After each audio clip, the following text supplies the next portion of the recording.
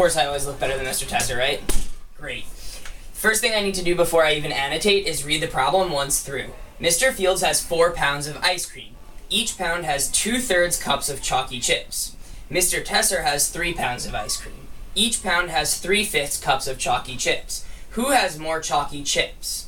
Well, this is my question, so the first thing I need to do is figure out how much Mr. Fields has and how much Mr. Tesser has. I know that Mr. Fields has 4 pounds.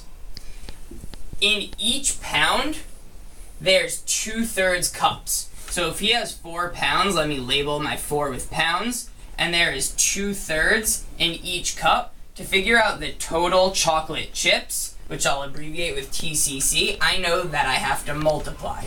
When I multiply a fraction, I multiply the whole number times the numerator. So I get 4 times 2 is 8, and I know my denominator stays the same. So Mr. Fields has 8/3 total chocolate chips.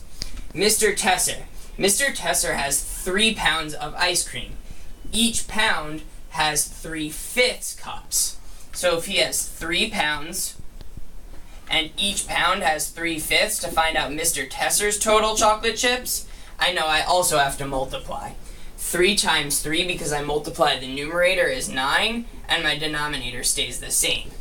That's not it. My question's asking me who has more. So now what I need to do is compare these two fractions. I have 8/3 and I have 9/5.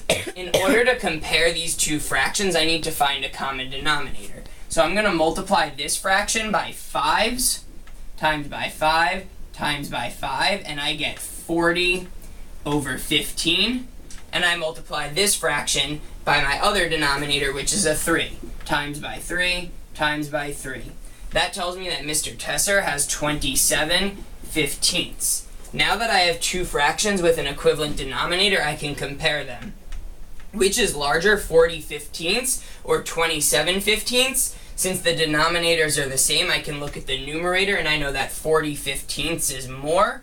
So 8/3 is more, therefore Mr. Fields has more.